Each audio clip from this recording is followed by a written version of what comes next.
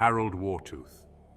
The name echoes through the ages, a whisper of might and terror. He strides through the sagas, a giant among men. His very name conjures images of bloody battlefields and triumphant roars. He was more than just a king. He was a god of war given human form. His life, a tapestry of epic battles and ruthless conquests, continues to fascinate us centuries later. From the frozen fjords of Scandinavia to the sun-drenched shores of the Mediterranean, his name spread like wildfire.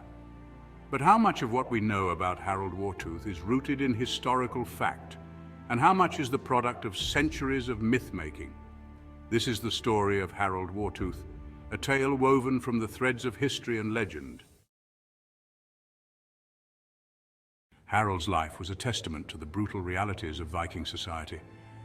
Born into a world where strength was paramount, he quickly learned that power was earned through blood and iron. His rise to power was anything but conventional.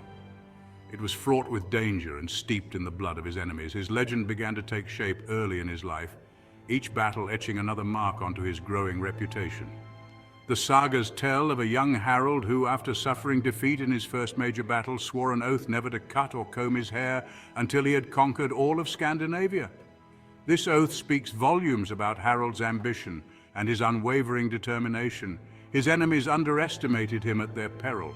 He learned from his defeats, adapting his strategies and honing his skills with each passing battle. With each victory, Harald's power grew, his legend spreading like wildfire across the land. No event cemented Harald Wartooth's status as a legendary warrior more than the Battle of the Brávellir. This monumental clash, described in vivid detail in several Scandinavian sagas, was more than just a battle. It was a clash of titans. Harald's opponent was none other than his own nephew, Sigurd Ring, a formidable warrior in his own right.